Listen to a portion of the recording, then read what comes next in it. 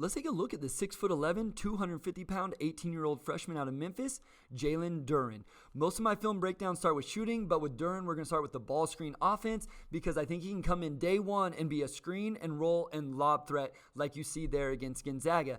And it's not just about him finishing, it's about the pressure it'll put on the defense and the gravity he will have as a roll guy. Here, a clip of great spacing from Memphis, which didn't always happen, and you can just see the pressure it puts on this help defender as he rotates Duren. It's a weird play because the ball gets deflected, but you see that it ends up leaving a teammate wide open in the corner. So I don't think it's just about his ability to finish those lobs and dunks. It's also the gravity he can attract in those situations. Now, one thing I do think he has to get better at is finishing in layups around the rim. Only 35%. He was 57% around the rim, but only 35% on layups. This isn't a one-to-one, obviously screen and roll, but rolling, moving towards the basket, able to catch and finish with his left. So he shows a little bit there.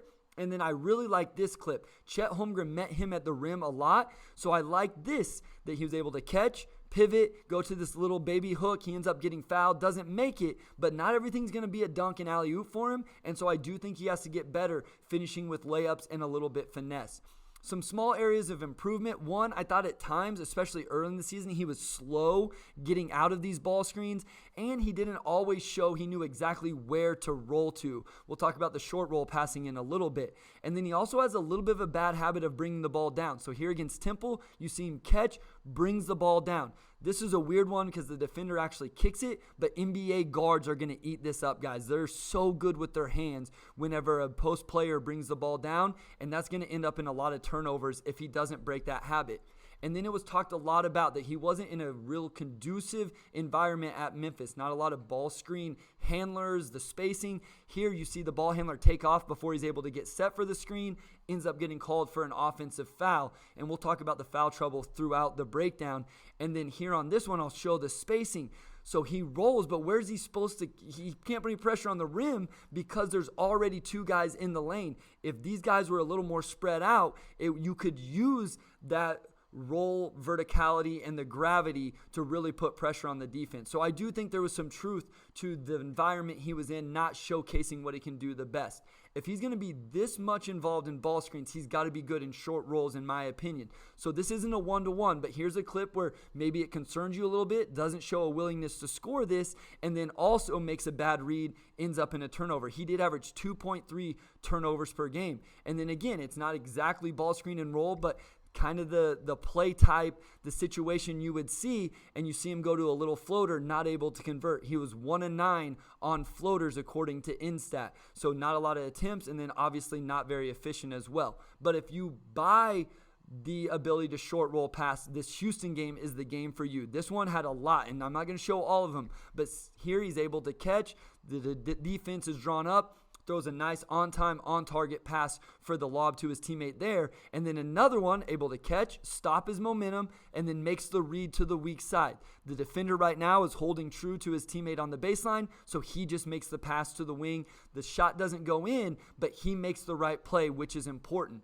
I also wanted to highlight him being on the other end of a ball screen, down here in the dunker spot. So we talked about the ability to catch lobs, and you see it there. The vertical threat, the gravity he will attract. And then even here, not off a lob, but just a catch, step in, and able to get off the ground with some vertical pop. Really like that from Jalen Duren. So that's the ball screen stuff. Let's look at his post offense, where he was not very efficient, guys. Less than 1 point per possession.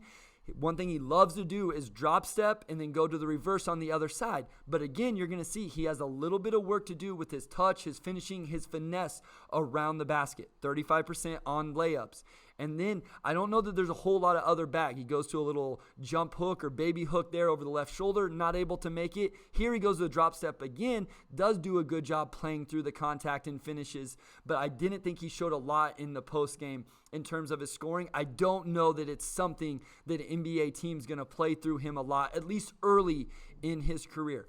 I wanted to show some passing out of it though, because again, I know his passing has been talked a lot about. So here I think he makes a decent read. He kind of goes for the home run pass a little too often, and the accuracy isn't always on target. I will say he was good throwing the high-low pass. I don't know how much that will play into whatever NBA team he ends up on, but he did throw some nice passes. And then I did want to show his shooting. So right here, he's able to catch, reverse pivot, rise up, knock it down. Looks pretty good. Didn't see a lot of it, but I did want to show it. I think it's a long-term project for him here against Gonzaga. Kind of goes to a fadeaway.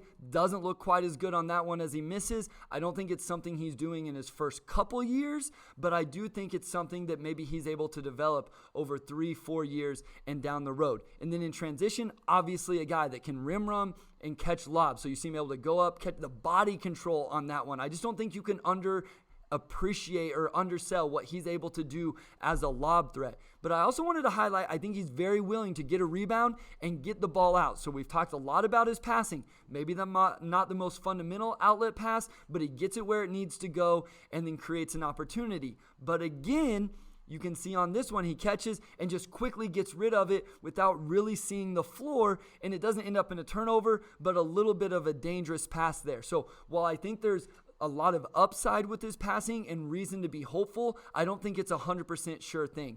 And then one final thing is his offensive rebounding. So you see his ability there just to go up over the defender, grab it with two hands, and then get back up off the floor and finish.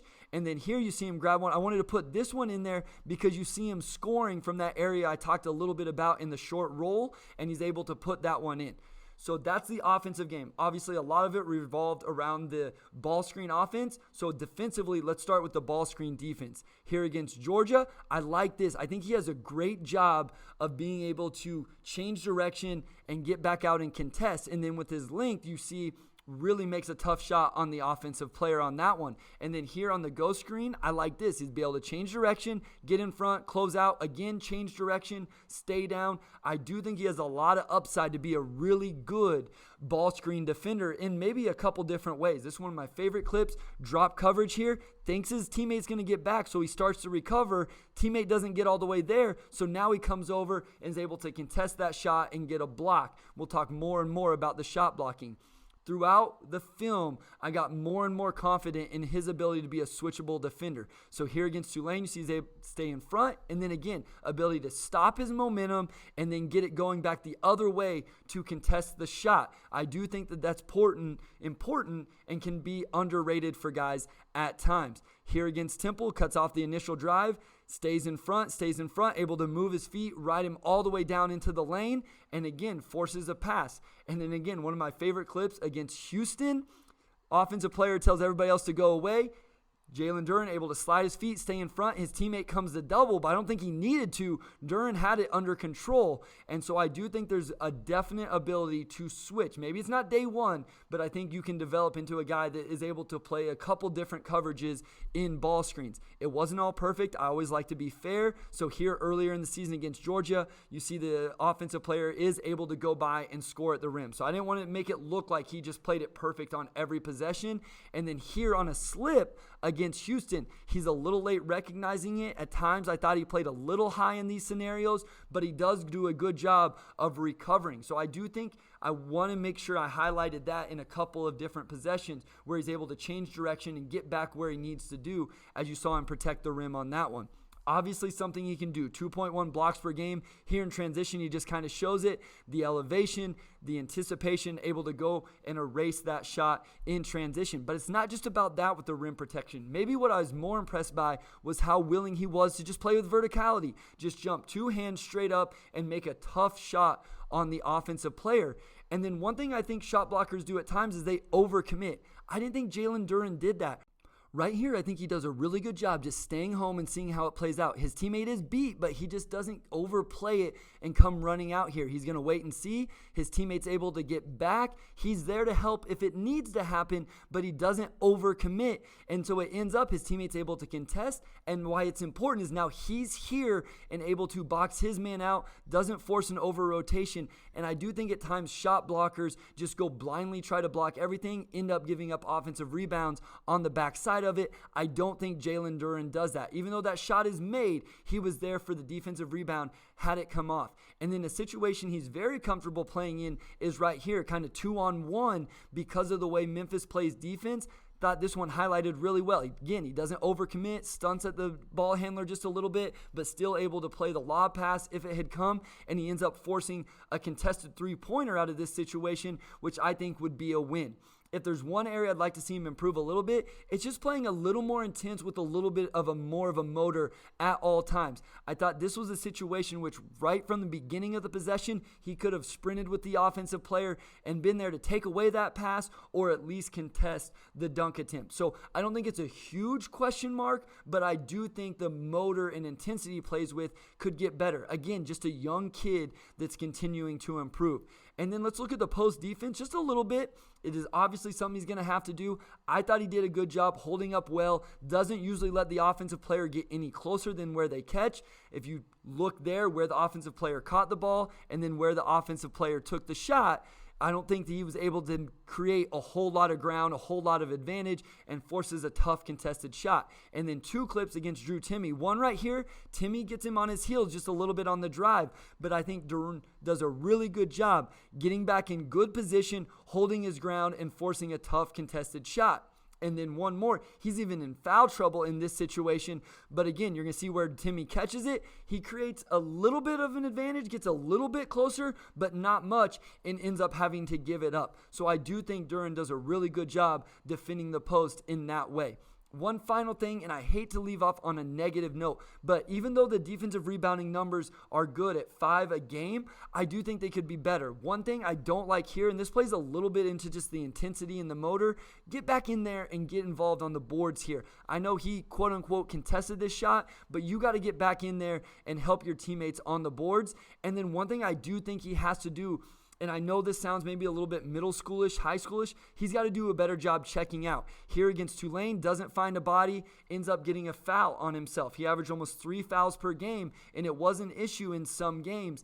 And then against Temple, he gave up 3 offensive rebounds in the first half. Here, he quote-unquote blocks out, but he just gets moved out of the way and gives up an offensive rebound in a second chance opportunity. And then this one, you're going to see the same thing. Offensive player is able to push him under the rim, goes up and gets the rebound, and then Duren actually gets a foul on the other end of it because of that. So I do think maybe he's a little bit reliant on just out jumping everybody. I think he's going to have to get a little bit better with just checking guys out and then making sure he walls them off so he can go get the board.